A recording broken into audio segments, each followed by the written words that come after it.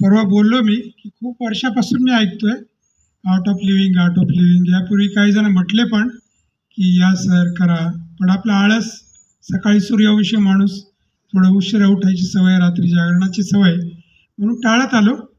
पण परवा मागच्या आठवड्यात RDC बोलले, कैलास पण बोलला. म्हटलं चला आता आपण जाऊन तर पाहू. थोडी पाठीत माझ्या त्याच्या आधी चमक भरली होती, काहीतरी चालताना पळताना झालं असं.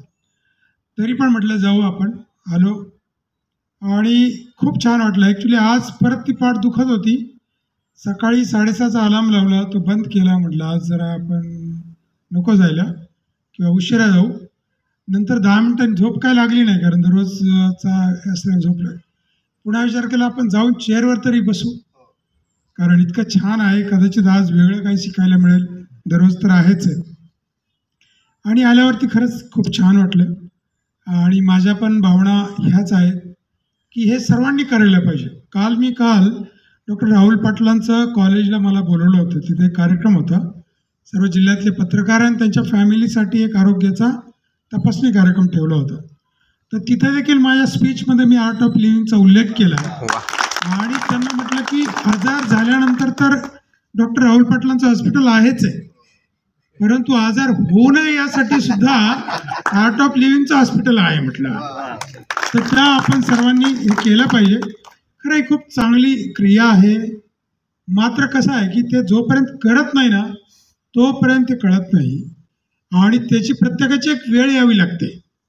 आता मला खूप वेळा झालं पण नाही आली वेळ ती. Still I am happy. खूप छान वाटलं मला. आणि 40 दिवसाचा आमचा संकल्प आहे. आपण तो कंटिन्यू या ठिकाणी करणार आहोत. आज उलट मी नसतो आलो तर फार मिस केला असतं मला वाटतं. पण मग इथे आलो, सरांशी, लिंगोटे सरांशी, सिसोदे सरांशी बोललो. त्यांनी पण जरा विचारपूस केली. आणि शरदजी, आपण आपल्या सर्व टीमने, खरं या टीमने ज्या पद्धतीने आमच्याकडून हे करून घेतलं, असं वाटलं नाही की अवघड आहे किंवा इम्पॉसिबल आहे.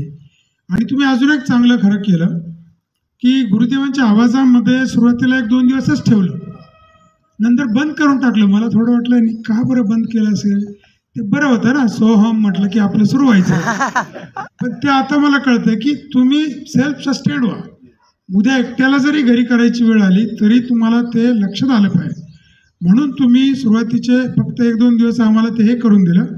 आणि आता आमच्यापैकी सर्वजण आम्ही असे आहोत की एकटा पण करू शकतो. आपल्याला हे आपल्या जीवनासाठी जेवढं जेवण, अन्न गरज आहे, तेवढंच हे देखील गरज आहे असं मला वाटतं. कारण हे जर असेल, आणि यांचं जे काम आहे आर्ट ऑफ लिव्हिंगचं, ते आपल्या मनावर काम करतंय, शरीरावर काम करतंय, आपल्या विचारावर काम करतंय, आपल्या श्वासावर काम करतंय, आपल्या शरीरावर काम करतंय.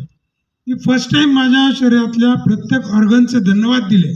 तर मी पुन्हा एकदा गुरुदेव आणि सिसोदे सर आणि शरदजी आणि त्यांच्या सर्व टीमचा खूप मी आभार मानतो. 1200 रुपये घेऊन त्यांनी अमूल्य, असं मी त्याचं मूल्यांकन करणार नाही, मी असं म्हणणार नाही 12,000 दिले, 1,20,000 दिले, 12 लाख दिले. ॲक्च्युली तो अमूल्य असा ठेवा त्यांनी दिलेला आहे. आणि आपण सर्व त्याचं पालन करूया. पुन्हा एकदा आमच्या आलेल्या कर्मचाऱ्यांना धन्यवाद. त्यांनी पण टिकून राहिले. आपल्याला 40 दिवस पण टिकायचं आहे पुढच्या. एवढीच या ठिकाणी भावना व्यक्त करतो. आर्ट ऑफ लिव्हिंग आणि गुरुदेवांचा मी धन्यवाद व्यक्त करतो. मला बंगलोरला निश्चितपणे मी एकदा जाईल.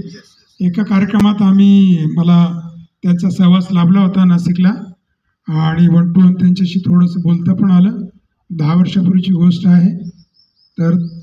तरी पण मला तेवढं जाणवलं नव्हतं. पण आता हे केल्यानंतर मला निश्चितपणे खूप चांगल्या फिलिंग आहेत. आणि मी माझ्या मुलांना पण जबरदस्तीने, तुमचा तो कुठला YLTP लॉंग फॉर्म काय, Y youth leadership training program, तर त्याच्यामध्ये त्यांना ढकलायचा प्रयत्न करणार आहे असं या ठिकाणी. आणि पुन्हा एकदा सर्वांचे आभार मानून